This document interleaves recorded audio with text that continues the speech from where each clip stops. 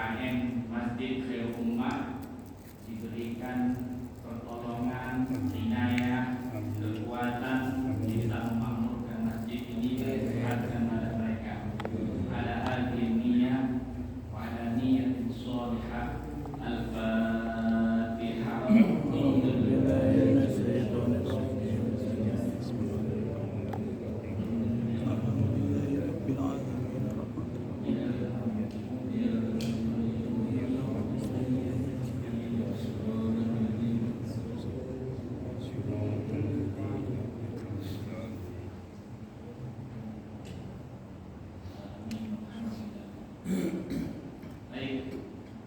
Insyaallah pada malam ini kita melanjutkan kitab yang kedua, yaitu kitab Aqidatul Muslimin, akidah umat Islam, yang ada syarahnya dan yang sudah diberi stempel oleh Universitas Al-Azhar Mesir.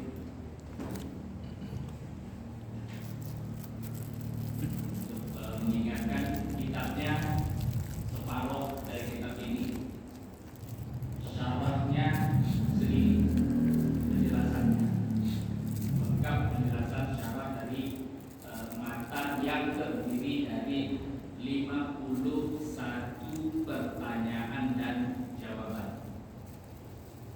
Dan kita melanjutkan pada poin atau pertanyaan dan jawaban yang ketiga pada malam ini, insyaallah. Baik.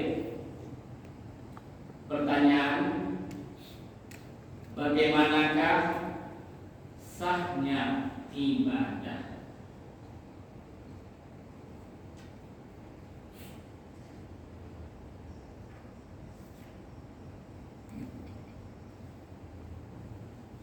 Jawab: beribadah kepada Allah hanya sah dilakukan oleh orang yang meyakini adanya Allah dan tidak menyerupakannya dengan sesuatu apapun dari makhluknya. Allah Ta'ala berfirman dalam surah Asy-Syura ayat 11, laisa kamitslihi syai'. Dia Allah tidak menyerupai sesuatu pun dari makhluknya dan tidak ada sesuatu pun yang menyerupainya. Rasulullah sallallahu alaihi wasallam bersabda, la fikrata fir rabb. Rawahu Abu Qasim Al-Ansari. Maknanya, Tuhan tidak bisa dipikirkan atau dibayangkan. Hadis riwayat Abu Qasim Al-Ansari. Al-Imam Al-Ghazali berkata, la tasihhul ibadatu illa ba'da ma'rifatil ma'bud. Maknanya, tidak sah ibadah seseorang hamba kecuali setelah mengetahui atau mengenal Allah yang wajib disembah. Itu jawaban ala qadri matan, bagian dari bagian matan atau inti pelajaran matannya. Sedangkan syarahnya mungkin kita tidak baca semua, ini ada sekitar 1, 2, 3, 4 lembar. Kalau dalam bahasa Arabnya tadi, untuk matannya kaifa tasihhul ibadah, jawabnya tasihhu ibadatullahi mimman ya'taqidu wujudallahi wa la yushbihu bi syai'in min khalqi. Qala Allah Ta'ala laisa kamitslihi syai' ila akhirih. Itu untuk dalam bahasa Arab. Ya, kita sekali-kali menyimak tadi terjemahannya seperti apa bunyi bahasa Arabnya. Bahasa Arabnya singkat sebenarnya, tapi karena diterjemahkan bahasa Indonesia sedikit lebih banyak. Oke, syarahnya di sini. Di sini nggak ada syarahnya ya, syarahnya hanya di kitab ini aja dan belum diterjemahkan karena saking banyaknya ada kesulitan bagi teman-teman kita untuk menerjemahkannya. Baik, di sini syarahnya. La takunu ibadatul insani sahihatan illa ma'al iman. Tidaklah sah ibadah seseorang kecuali disertai iman. Wa dalilu dzalika qauluhu ta'ala, dan dalil itu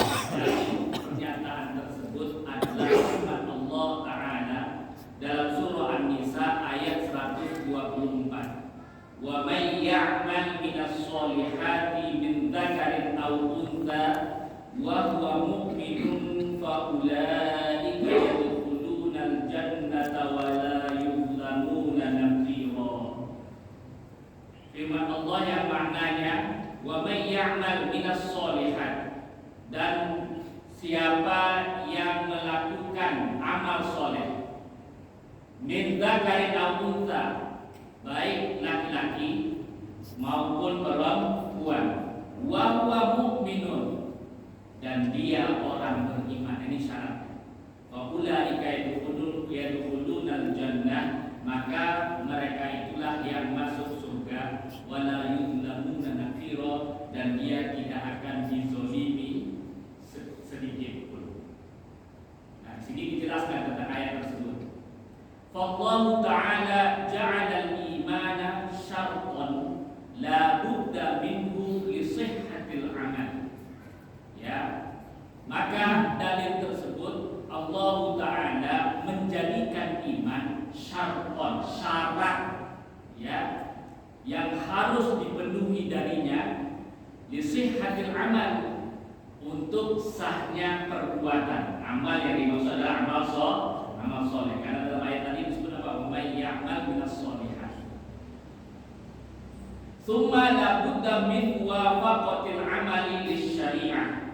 Kemudian setelah syarat itu terpenuhi, juga harus memenuhi apa? Muwafaqatil amali lisyari'ah. Juga amal atau amal soleh, perbuatan baik yang dilakukan harus sesuai dengan hukum syariat, seperti rukunnya kalau sholat, gitu ya. Tapi syarat mutlak yang utamanya apa? Iman. Kalau imannya dia bukan orang beriman, atau iman yang gak sah, iman yang gak benar, maka sholatnya sudah tidak sah. Tapi kalau sah imannya, maka syarat yang berikutnya yang harus dipenuhi setelahnya, yaitu apa? Sesuai dengan syariat, hukum-hukum syariat. Kalau sholat berupa rukun sholatnya, gitu ya, syarat sholatnya dan seterusnya. Tapi syarat mutlaknya adalah iman. Kita lanjut. Wala tasihul ibadatu illa ba'da ma'rifatil ma'bud, dan tidak sah ibadah itu kecuali setelah mengenal yang berhak disembah, yaitu Allah Ta'ala. Tidak sah ibadah seorang, apapun yang bentuk ibadah, baik ibadah wajib terutama, ya, maupun ibadah sunnah. Syarat mutlaknya, ya, mengenal Allah Subhanahu wa Ta'ala. Mengenal Allah bagaimana? Dengan mengenal sifat-sifat Allah. Mengenal Allah dengan mengenali sifat-sifat Allah. Kita lanjut. Wa makna ma'rifatil ma'bud, dan makna ma'rifatil ma'bud, mengenal Allah, ayya'taqida, hendaklah ia meyakini annallaha mawjudun la kal mawjudat, sesungguhnya Allah ada, tidak seperti semua yang ada. Ingat, yang pertama Allah mawjud, mufrad ya, Allah ada. La kal mawjudat, kal mawjudatnya jamak, tidak seperti semua yang ada. La yushbihul qamara wala dhu'a wala dhalama, dia Allah tidak menyerupai bulan dan tidak menyerupai cahaya, wala dhalam, dan tidak menyerupai kegelapan. Laisa hajman, dia Allah bukan bentuk, walaisa jisman, bukan badan. La yatahayyazu fis sama', dan tidak bertempat di langit, walal arasy, dan tidak bertempat di arasy. Subhanallah. Ya, ini kitab dipelajari universitas yang terkenal di dunia. Kemudian kita lanjut. Nah, ini Arab maklum ya, memang kalau syaratnya lumayan panjang, tadi ya saya sebut kita 4 lembar kan. Nah, nanti nggak apa-apa, kita sekali-kali membahas seperti ini, sekali-kali. Ya. menurut saya untuk membangkitkan semangat kita, semakin kuat keyakinan dan hati kita, istiqomah kita dalam duduk di majelis ilmu dan mempelajari ilmu agama. Kita lanjut. Jundub bin Abdillah radhiyallahu anhu, seorang sahabat Nabi bernama Jundub ibnu Abdillah bin Abdullah. Semoga Allah meridhoi beliau.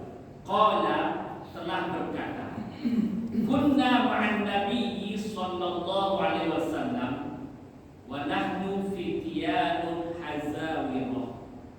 Kami dulu ketika bersama Nabi, kata beliau, kata Jundub, dia kata sahabat, ketika bersama Nabi, ketika itu kami masih berumur muda mendekati umur balik.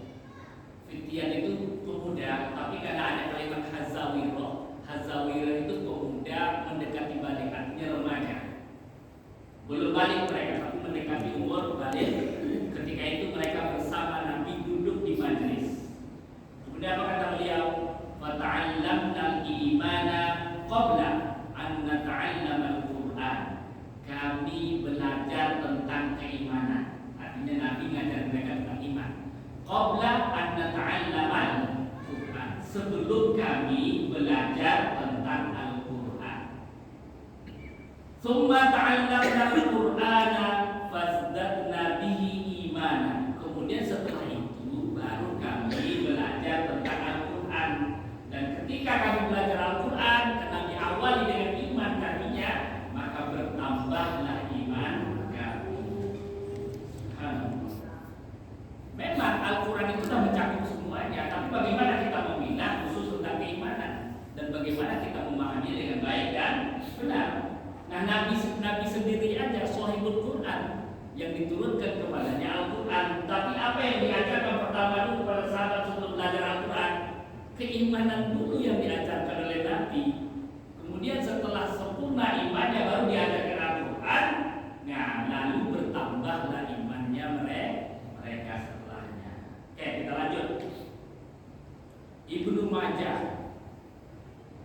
Nah, ini riwayat Ibnu Majah. Sunani Ibnu Majah, kita beriman. Ini menyebutkan bahwa riwayat dari sahabat Jundub tadi diriwayatkan oleh Ibnu Majah dalam kitab Sunan Ibnu Majah. Kitabnya berjudul Kitabul Iman wa Fadailus Shahabah wal Ilm, Babu fil Iman. Bab dalam membahas keimanan. Juz 1 halaman 23. Qala al-Hafidz Busiri, seorang hafidz pakar hadis Al-Busiri mengatakan hada isnadun sahih. Sanad hadis ini sahih. Rijaluhu thiqat, laki-lakinya terpercaya. Nah, rijal itu apa? Mata perawi-perawinya yang beruntun tadi sanadnya. Si bulan dari bulan sampai ke sahabat Jundub tadi. Nah, semua rentetan sanad perawi ini ya itu thiqat, orang yang terpercaya semua. Ini siapa yang mengatakan fakta hadis? Kalau dikatakan hafidz itu di atas muhaddis derajatnya. Kalau dikatakan hafidz itu derajatnya, kualitas keilmuan hadisnya di atas ahli hadis. Jadi ahli hadis itu di bawah hafidz, di bawah hafidhul hadis. Kita lanjut. Dan saya tambah sedikit, kalau ada ulama besar sebelum nama beliau disebutkan diawali dengan kata Al-Hafidz, Al-Hafidz Ibnu Hajar, Al-Hafidz Al-Baihaqi, Al-Hafidz An-Nawawi misalnya, Al-Hafidz Al-Busri. Maksud Al-Hafidz itu bukan maksudnya Hafidhul Quran, maksudnya Hafidhul Hadis. Makanya kenapa di beberapa pesantren yang hafal Quran Al-Hafiznya di belakang. Misalnya Abdullah bin Fulan Al-Hafiz, itu menunjukkan Al-Hafiz yang dimaksud Hafizul Quran. Baik, sekedar pengetahuan bagi kita ya. Kita lanjut.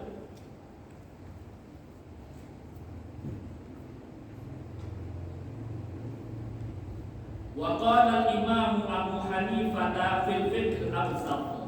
Imam Abu Hanifah lahir pada tahun 80 Hijriah, wafat 150 Hijriah, berarti beliau ulama salaf. Ya, tabi'in. Lahir pada abad pertama, bahkan abad pertama dari Hijriah, 80 Hijriah. Beliau mengatakan dalam kitab beliau yang berjudul Al-Fiqhul Awsat. Ini judul kitab. Apa kata beliau? Al-fiqhu fid dini afdalu min al-fiqhi fil ahkam. Nah, beliau membagi fikih itu ada dua. Ada fikih dalam akidah, dalam agama, maksudnya akidah. Ada fikih dalam ahkam, hukum. Dan beliau mengatakan al-fiqhu fid din afdal. Fikih, pembahasan fikih tentang akidah itu lebih utama, lebih didahulukan minal fikih fil ahkam, daripada fikih dalam hukum. Nah, ini kata beliau. Kita lanjut. Wa qala Imam Abu Hanifah fi kitabil fiqh al-akbar 'an at-tauhid wa 'ilm al-aqidati wal fiqh al-akbar. Nah, dan juga dalam pernyataan Imam Abu Hanifah fi kitabil fiqh al-akbar, dalam kitabnya yang lain. Kalau tadi nama judul kitabnya apa? Al-Fiqhul Awsat. Sekarang ada nama kitab beliau juga, judulnya Al-Fiqhul Akbar. Anit tauhid, tentang ilmu tauhid. Wa ilmi akidah, tentang ilmu akidah. Wal fiqhil akbar, tentang fikih akbar. Nah, fikih akbar itu maksud juga ilmu tauhid. Aslu tauhidi wa ma yasihul i'tiqadu alaihi. Asal tauhid wa ma yasihu al-i'tiqadu alaihi, ya, tentang keyakinan. Wa qala Imam Abu Asy'ari, itu beliau menegaskan bahwa ilmu tauhid itu adalah ilmu tentang akidah yang lebih didahulukan dan lebih diutamakan. Wa qala Imam Asy'ari, nah, ini dimaksud Imam Abul Hasan Al-Asy'ari, salah satu imam Ahlus Sunnah wal Jamaah. Beliau lahir di abad ketiga, wafat di awal abad keempat. Berarti ulama salaf. Imam Abul Hasan Al-Asy'ari. Beliau ini keturunan salah satu sahabat Nabi. Siapa namanya sahabat Nabi tersebut? Abu Musa Al-Asy'ari. Sahabat Nabi tersebut bernama Abu Musa Al-Asy'ari. Ini buyutnya, gitu ya. Apa nama istilahnya itu? Kakek-kakeknya gitu dari Imam Abu Hasan Al-Asy'ari. Yang mana Imam Abu Musa Al-Asy'ari ini pernah diberi isyarat oleh Nabi ketika turun salah satu ayat. Insyaallah di lain kesempatan mudah-mudahan bisa kita bicarakan tentang itu. Ya, yang bahwa yang dimaksud dalam ayat tersebut kelompok atau golongan yang mencintai Allah dan Allah mencintai mereka. Nah, itu di antara isinya ayat tersebut. Yang dimaksud adalah memberi isyarat beliau sebagai riwayat menyebutkan meletakkan tangan beliau ke pundak Imam Abu Hasan, sahabat Abu Musa hum qaum hadza. Yang dimaksud oleh ayat tersebut adalah kaumnya orang ini. Nah, di depan sahabat yang lain. Para ulama menjelaskan maksud kaumnya orang ini maksudnya kaumnya keturunan orang ini. Makanya para ulama bersepakat yang dimaksud siapa? Yaitu salah satu keturunan beliau dan terkenal di penjuru dunia, namanya yaitu Abul Hasan Al-Asy'ari. Kita lanjut. Apa kata beliau? Awwalu ma yajibu 'alal 'abdi al-'ilmu billahi wa rasulihi wa dinihi. Awwalu ma yajibu 'alal 'abdi, yang paling pertama yang diwajibkan atas seorang hamba adalah al-'ilmu billah, mengetahui tentang Allah. Al-'ilmu billah, mengetahui tentang Allah, wa rasulihi, mengetahui tentang rasulnya yang kedua. Ya, wa dinihi, dan mengetahui tentang agamanya, yaitu hukum-hukum syariat. Itu diurut oleh beliau, mana yang lebih afdal dari yang satu. Nah, perkataan ini diriwayatkan oleh Imam As-Subki dalam kitabnya Tasniful Masami', judul kitabnya, juz 4. Nah, kitab juz 4 halaman 323. Oke.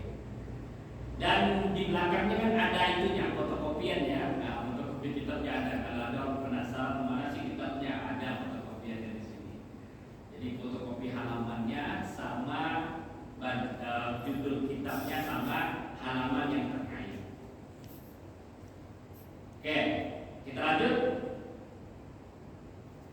Wa qala al-'allamatu al-Bayadhi al-Hanafi. Qala al-'allamah, seorang ahli ilmu, al-Bayadhi, yang bernama al-Bayadhi al-Hanafi, dari kalangan mazhab Hanafi. Ahlus Sunnah wal Jamaah. Walaupun mazhabnya Hanafi, kita Syafi'i. Faqad qala masyayikhuna rahimahumullah ta'ala, dan telah berkata para masyayikh kami, guru-guru kami, semoga Allah merahmati mereka. Apa perkataan masyayikhnya?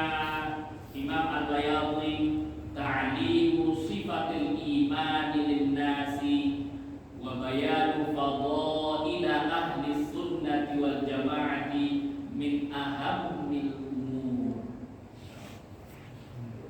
Mengajarkan tentang sifat-sifat keimanan linnas, kepada untuk manusia, wabayan, dan menjelaskan keutamaan-keutamaan tentang ahlu sunnah wal jamaah. Salah satu perkara yang terpenting, min ahammil umur. Wa allafas salaf fiha ta'lifun katsirah, ta'alifun katsirah. Dan para ulama salaf sudah banyak menulis kitab-kitab tentangnya, ta'alif katsirah, banyak tulisan-tulisan ya, yang berbentuk kitab-kitab risalah. Kama fi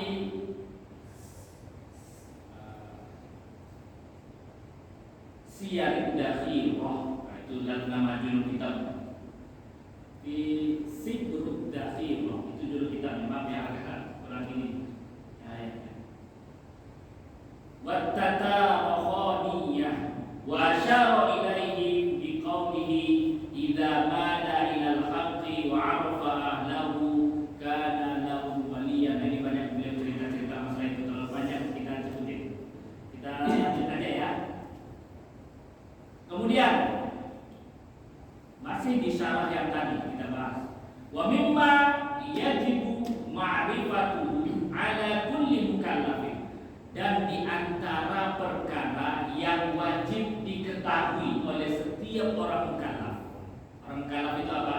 Orang yang sudah balik, berakal, sampai kepadanya dasar dakwah Islam 2 kalimat syahadat. Maka wajib baginya mengenal apa? Salata asyrata sifatan lillah, ya, 13 sifat bagi Allah. Dalam kitab ini disebutkan 13. Ada sebagian ulama menyebutkan 20 sifat. Sama, kedua-duanya sama. Wahia, dan sifat 13 tersebut adalah al-wujudu wal qidamu wal wahdaniyatu wal baqa'u wal qiyamu bin nafsi wal mukhalafatu lil hawadithi wal qudratu wal iradatu wal 'ilmu wal hayatu was sam'u wal basaru wal kalamu. Dzakara dzalika katsirun minal ulama, dan telah disebutkan oleh banyak para ulama. Wa minhum, siapa di antara mereka menyebutkan tentang sifat 13 sampai 20 ini? Siapa saja di antaranya? Pertama, Abdul Majid Asy-Syarnubi, seorang ulama bernama Abdul Majid Asy-Syarnubi. Di dalam kitab beliau yang berjudul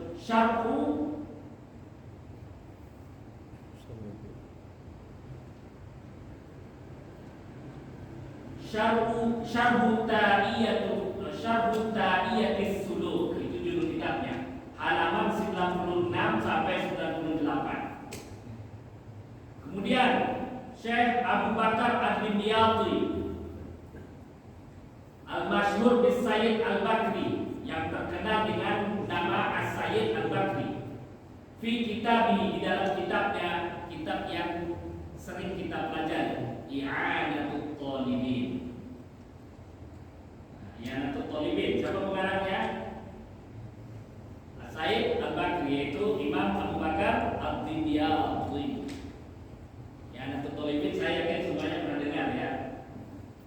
Dan kitab itu juga membahas sifat 13 dan sifat 20. Kemudian diantaranya Imam Ahmad Al-Marzuqi Al-Maliki, dari kalangan mazhab Maliki.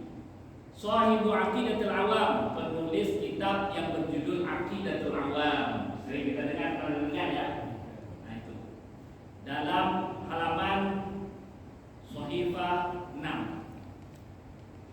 Kemudian Imam An-Nawawi, Imam Nawawi dalam kalangan mazhab Syafi'i, fi kitabi, di dalam kitabnya Al-Maqasid, judul kitabnya, halaman 11 dan halaman 12. Kemudian Imam Abu Hanifah, pendiri mazhab Hanafi, di dalam kitabnya Al-Fiqhul Akbar, halaman 1 sampai 3.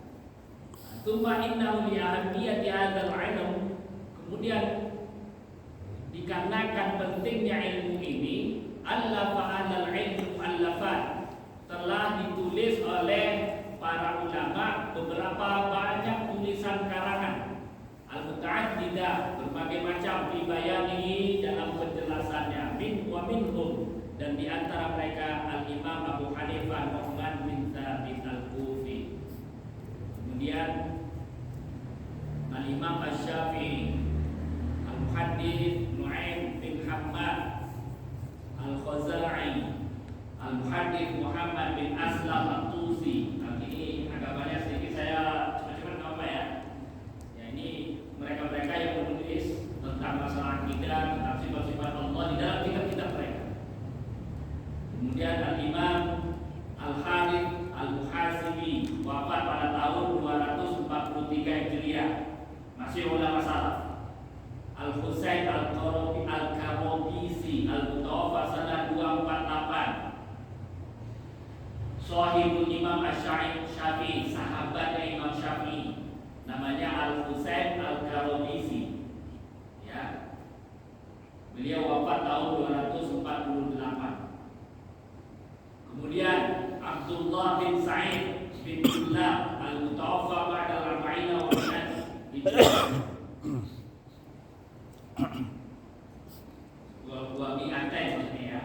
Abdullah bin Sa'id ini wafat pada tahun 240 Hijriah. Kemudian Imam Bukhari Muhammad bin Ismail, Imam Bukhari juga, beliau wafat tahun 256 Hijriah. Sayyidul Muhadditsin, pimpinan para ahli hadis pada zamannya ya, bukan pimpinan ahli hadis seluruhnya, tapi hanya pada zaman beliau pimpinan ahli hadis. Bahkan salah satu murid beliau juga ahli hadis, namanya Imam Muslim, yang kita dengar Sahih Muslim. Itu muridnya Imam Bukhari. Kemudian Al-Imam Abdul Hasan Al-Asy'ari, Imam Ahli Sunnah wal Jamaah. Kemudian Al-Imam Abu Mansur Al-Maturidi,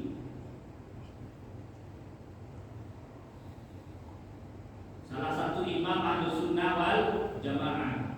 Kemudian Al-Qadhi Abu Bakar Al-Baqillani, wafat 404 Hijriah, setelah salaf, generasi khalaf, tapi nggak jauh dari generasi salaf.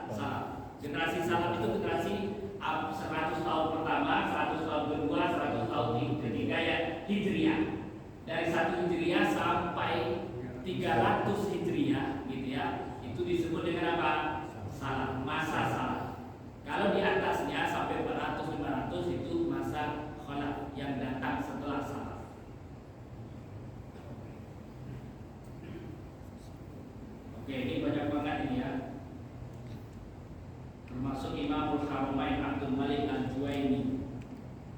Imam Al-Ghazali, Abu Hamid, Al-Hafidh Ibnu Jauzi, Wahairum kathir sampai 2 kali nyebutin kathir dari sini saking banyaknya. Dan selain mereka banyak sekali nggak terhitung. Sebagai ulama mengatakan kalau mau hitung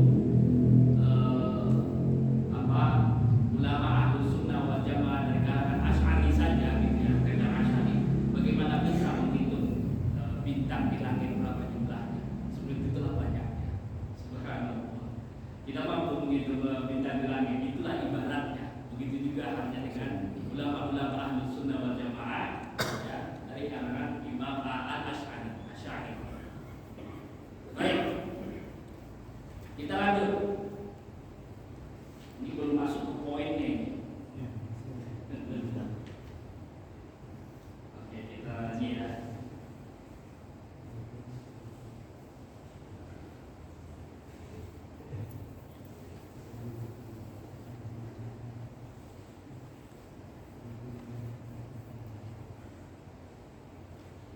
Ya, di sini juga dijelaskan ini tentang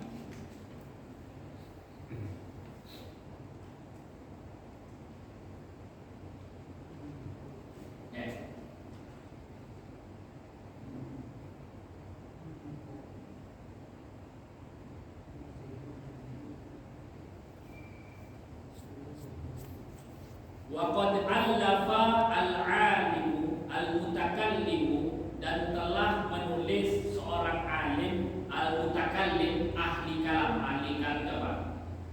Ahli ilmu kalam. Pernah dengar ilmu kalam ya? Ilmu kalam itu semacam ilmu akidah, tetapi ditambah dengan dalil-dalil yang kuat, argumen nakli dan akli. Maka disebut ilmu kalam. Ilmu kalam itu sebenarnya apa? Ilmu tauhid, ya, membahas tentang ketauhidan, tentang akidah, dan plus ditambah di dalamnya, diperkuat di dalamnya dalil-dalil yang kuat, baik dalil nakli. Dalil nakli itu dari apa? Al-Quran dan hadis, maupun dalil akli, argumen akal yang sesuai dengan Al-Quran dan hadis. Nah, ini yang disebut dengan ilmu kalam. Seorang mutakallim al-faqih, ahli fikih, Muhammad bin Hibatillah al-Makki al-Hamwi, risalatan sammaha hadaikul fusul. Nah, ini ada seorang alim, ulama, ahli kalam, ahli fikih bernama Muhammad bin Hibatillah. Beliau ini al-Makki, dikenal Makki karena beliau orang Mekah. Ya. Kemudian beliau pernah menulis sebuah risalah, kitab kecil. Kalau disebut risalah itu kitab kecil, kutai. Nah, kali ini kitab besar. Nah, kutai itu kayak begini atau lebih tipis dari ini, namanya kutai, kitab kecil. Nah, dalam risalah tersebut judulnya Hadaikul Fusul, wa Jawahirul Usul. Itu kelanjutan, di sini hanya Hadaikul Fusul aja. Wallati ustuhirat fiha ba'da bismi qasidah al-aqidah Ibni Makki, ya, yang dikenal dengan sebuah susunan qasidah aqidah Ibni Makki, yang dimaksud Makki dari Muhammad bin Hibatillah. Waqad ahdaha, kemudian beliau telah menghadiahkan kitab tersebut Lis-Sultani Yusuf Salahuddin Al-Ayyubi, menghadiahkan kitab karangan beliau tadi kepada seorang sultan, ya, Sultan Salahuddin Al-Ayyubi. Kita kenal itu ya. Beliau sultan, salah satu sultan muslimin, Imam Salahuddin Al-Ayyubi. Fa'aqbala 'alaiha, kemudian Imam Salahuddin Al-Ayyubi menerima itu dengan senang. Wa amara bi ta'limiha, dan beliau setelah itu memerintahkan orang untuk mengajarkan isi kitab tersebut. Hatta yusbiyan fil madaris, sampai disuruh guru-guru yang di madrasah untuk mengajarkan anak-anak di madrasah kitab yang dihadiahkan kepada beliau tentang akidah tersebut. Beliau ketika itu Sultan Salahuddin Al-Ayyubi kan menguasai Syam, Hijaz ketika itu Mesir. Hijaz itu apa? Hijaz itu Makkah, Madinah dan sekitarnya. Dulu namanya Hijaz, belum Saudi namanya. Dulu namanya Hijaz. Kemudian Syam mencakup Palestina, Lebanon, Yordania, Syria, termasuk Mesir. Jadi semua negara di bawah kepemimpinan beliau diwajibkan oleh beliau untuk mengajarkan ini di madrasah-madrasah. Ya, bahkan bagi muadzin di manabir disebutkan sebelum azan subuh.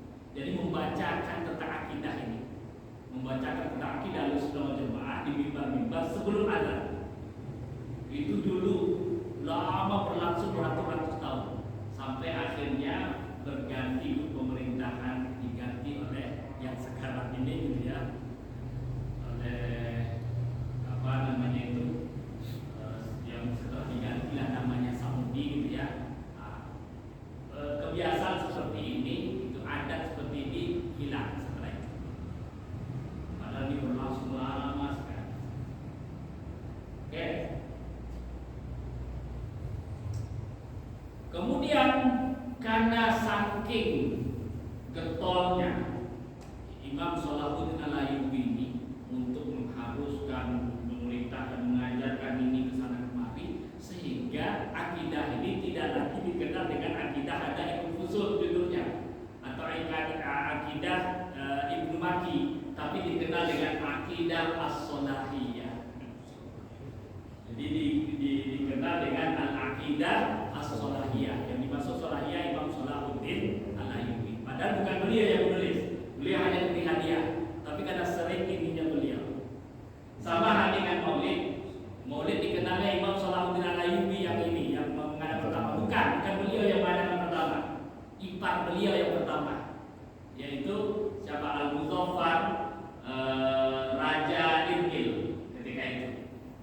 Tapi Imam Shalahuddin Al-Ayyubi ini juga yang paling semangat, yang menyebarkan Maulid ke sana kemari, sehingga dikenal seolah-olah yang pertama sekali mengadakan Maulid Imam Shalahuddin Al-Ayyubi ini, sultan yang luar biasa beliau, yang menaklukkan Palestina ya, ini Masjid Al-Aqsa ketika itu di bawah kepemimpinan kaum Nasrani kan. Beliau yang merangi dan memegang. Tapi sekarang diimin oleh orang Yahudi sekarang, pasal orang Yahudi. Ya suatu saat mudah-mudahan Imam akhir zaman nanti ingin yang memerdekakan kembali, insyaallah. Kita lanjut. Wa qad kana Shalahuddin aliman faqihan syafi'iyyan. Imam Shalahuddin Al-Ayyubi ini adalah seorang alim. Beliau bukan hanya sultan saja, tapi seorang sultan yang alim, faqihan, ahli fikih, syafi'iyyan, bahkan beliau menghafal beberapa kitab Imam Syafi'i. Beliau seorang Syafi'i mazhabnya. Lahu ilmamun, ada perhatian khusus, bi'ilmil hadis, dengan ilmu hadis. Dalam ilmu hadis beliau punya perhatian khusus untuk mendalami ilmu hadis. Imam Sultan Shalahuddin Al-Ayyubi yahduru majalisal muhadditsin, beliau senantiasa hadir di majlis-majlis para ahli hadis yang di dalamnya membahas tentang ilmu hadis. Seorang sultan hadir di majlis ilmu. Walau riwayah anhu, bahkan beliau punya riwayat, artinya beliau salah satu perawinya dalam beberapa hadis yang diajarkan kepada beliau. Hafidhu at-tanbih fil fiqh syafi'i, beliau hafal luar kepala salah satu kitab ya dalam fikih Imam Syafi'i, yaitu kitab at-tanbih judulnya. Dulu dikenal dengan kitab at-tanbih, kitab fikih dalam mazhab Imam Syafi'i. Nah, di sini nggak disebutkan intinya ya, apa saja yang terdapat dalam kitab tersebut. Yang saya hafal ada beberapa bait dalam kitab tersebut. Di antara kitab tersebut panjang, yang bentuk saya panjang, lumayan agak tebal, mirip setebal ini. Di antara baitnya apa? Wasolihul alami la yahwihi kutrun ta'ala Allahu an tashbihi. Wasolihul alam, yaitu penciptaan, la yahwihi kutrun,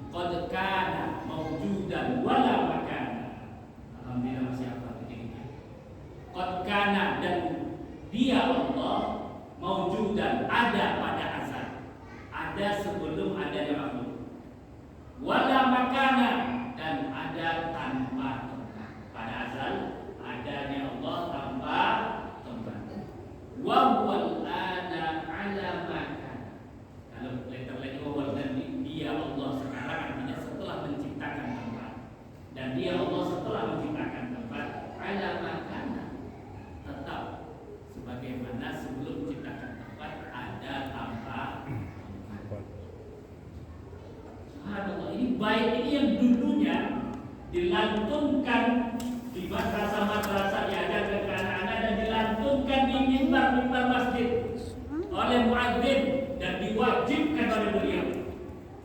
Negara-negara di bawah kepemimpinan beliau. Kapan dilantunkannya?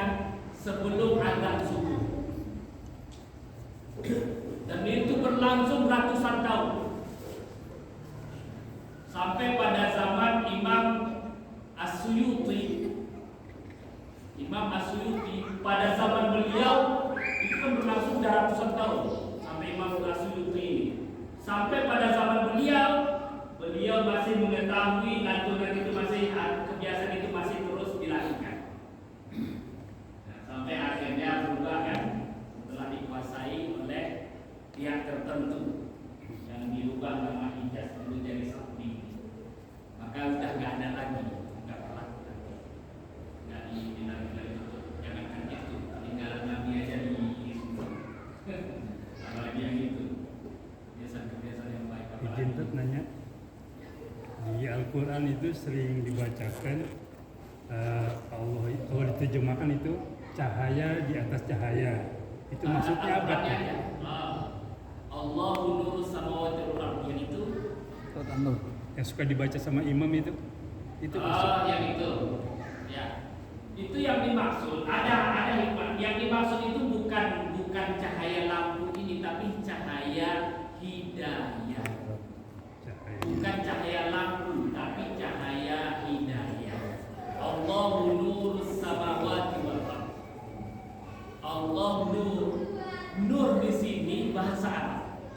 Makanya pakar-pakar ahli tafsir termasuk Abdullah bin Abbas berperan beliau menafsirkan ayat ini. Apa tafsiran beliau? Allahu nurus samawati wal ardh ay hadi ahli samawati wal ardh li nurul iman. Ini salah satu penafsiran. Apa artinya?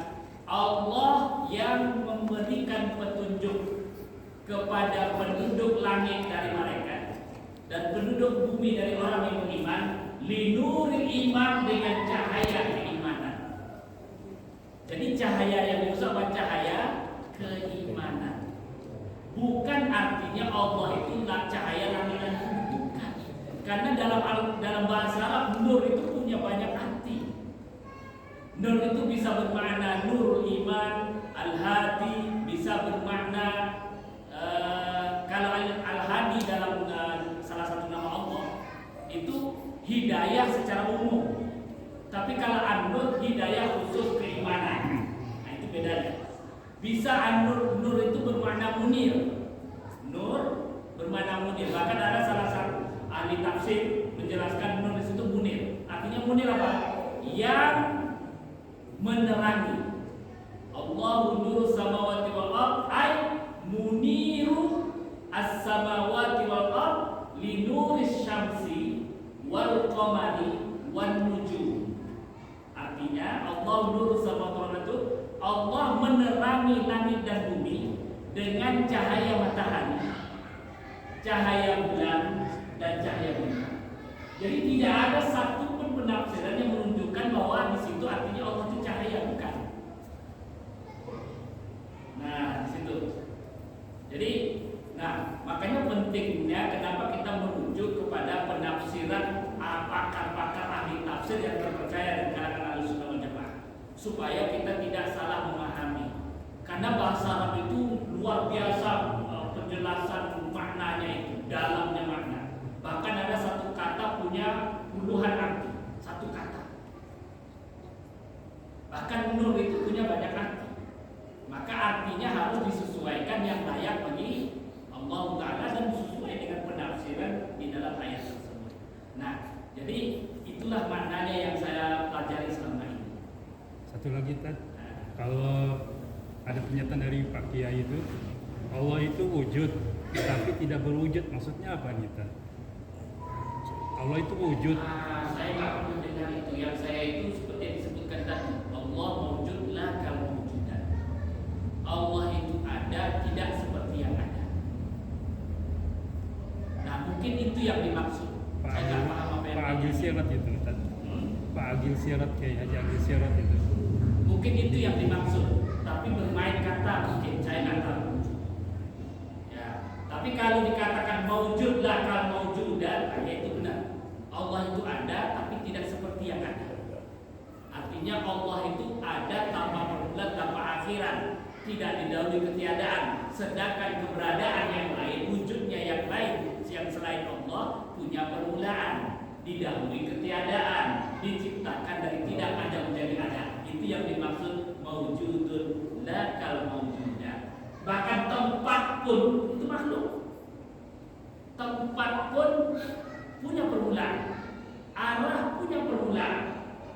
Kapan Allah menciptakan tempat dan arah? Yaitu ketika bersamaan Allah menciptakan makhluk yang pertama. Apa makhluk yang pertama? Disebutkan dalam sebuah hadis. Makhluk yang pertama dijelaskan dalam hadis. Kana Allah wa lam yakun.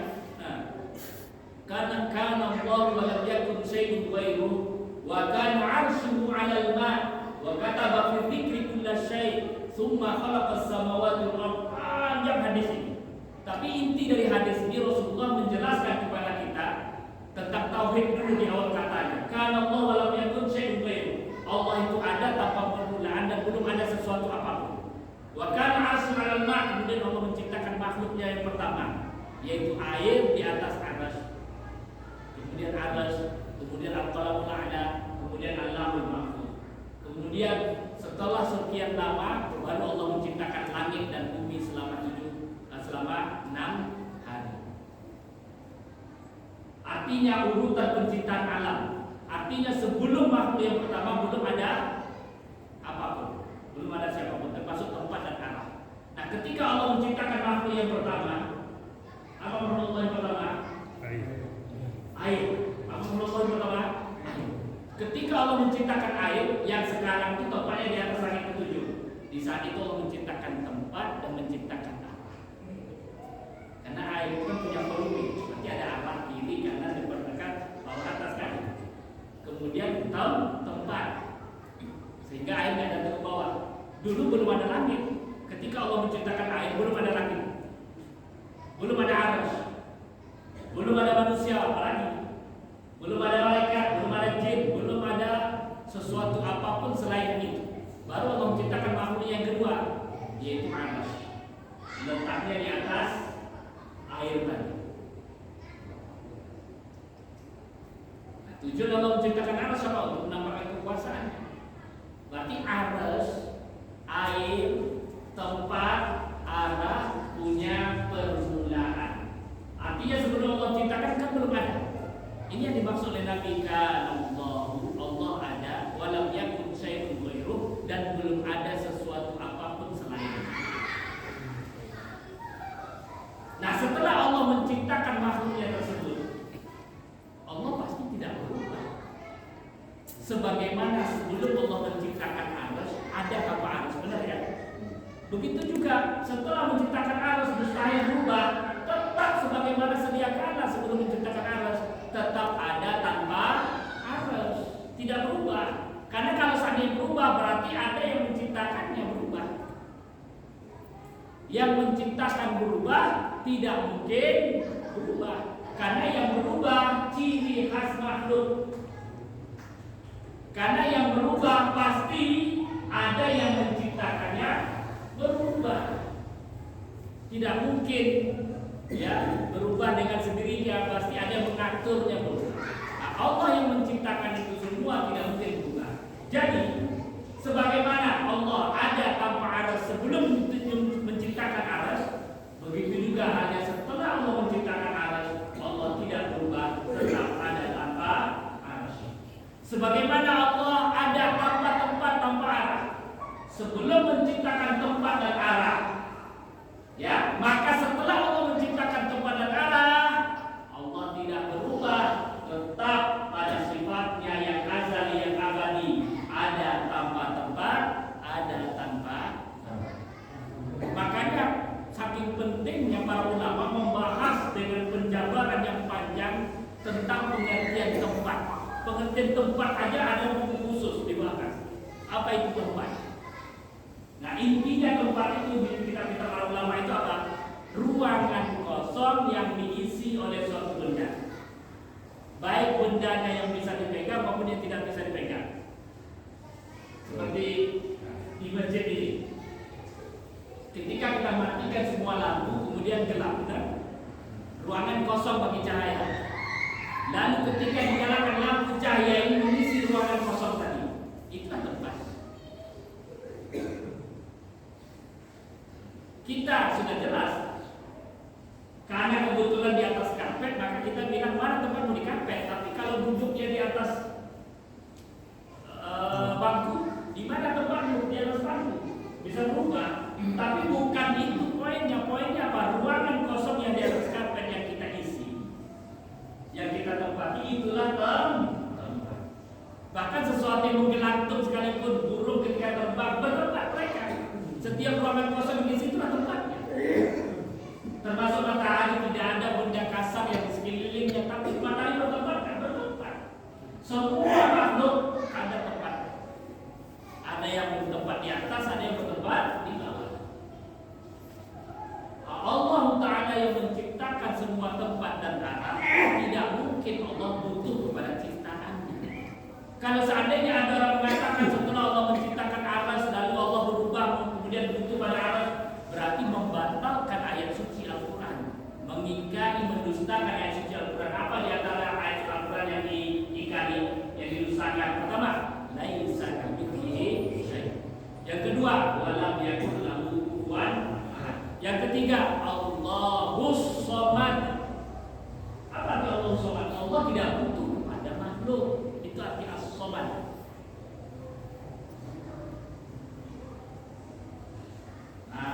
Banyak ayat yang lain. Walillahi mathalul a'la fala tadribu lillahi amthal. Kalau disebutin sahabat cukup laisa kamitslihi syai' saja sudah cukup untuk menjadikan dalil yang sangat kuat yang menyatakan bahwa Allah Ta'ala tidak menyerupai apapun. Kalau ada mengatakan Allah duduk, berarti menyerupai semua makhluk yang duduk. Kalau ada orang mengatakan Allah bertempat, berarti menyerupai makhluk yang semua yang bertempat.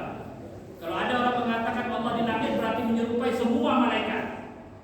Kalau ada orang mengatakan Allah di atas, berarti menyerupai semua makhluk Allah yang ada di atas. Barang siapa mengatakan Allah ada di bawah, berarti dia menyerupai Allah dengan semua makhluk yang ada di bawah. Kalau ada orang mengatakan Allah di mana-mana, berarti menyerupai Allah dengan udara angin. Karena itu semua adalah makhluk yang Allah ciptakan. Sedangkan zatnya Allah tidak bisa dibayangkan dan dipikirkan. Dan diyakini bahwa zatnya Allah tidak menyerupai sesuatu apapun, tidak menyerupai makhluknya. Karena akal manusia ini ya terbatas. Jangankan zat Allah, sebagian makhluk Allah saja banyak yang nggak bisa ya dipikirkan oleh logika kita, nggak bisa terjangkau oleh akal kita. Siapa bisa membayangkan kondisi waktu, dan ini makhluk, keadaan sebelum Allah menciptakan cahaya dan kegelapan? Cahaya dan kegelapan makhluk nggak? Punya permulaan nggak? Permulaan. Allah menyebutkan wa ja'ala dzulumati wan nur. Allah yang menciptakan kegelapan dan cahaya. Coba siapa yang bisa atau sampai logikanya membayangkan atau menggambarkan keadaan ketika itu sebelum Allah menciptakan cahaya dan kegelapan? Bisa? Karena kita diliputi oleh cahaya kegelapan. Nah, ada yang menjawab remang-remang percaya atau gelap. Tapi kalau kedua-duanya ada, tidak ada yang bisa membayangkan. Jangankan kita, malaikat pun tidak bisa membayangkan. Karena di zaman itu, di ketika itu malaikat belum diciptakan. Ketika Allah menciptakan air, ketika Al-Qalamul A'la menulis di atas Lauhul Mahfuz, itu gak ada cahaya, gak ada kegelapan. Dengan kekuasaan Allah, Al-Qalamul A'la berjalan dengan sendirinya, menulis di atas Al-Lauhul Mahfuz yang diciptakan dari mutiara selama 50.000 tahun berjalan dengan kekuasaan Allah. Di saat itu tanpa cahaya dan kegelapan. Setelah selesai 50.000 tahun berlalu, baru Allah menciptakan langit, bumi, dan segala isi dan apa yang ada di antara selama 6 hari.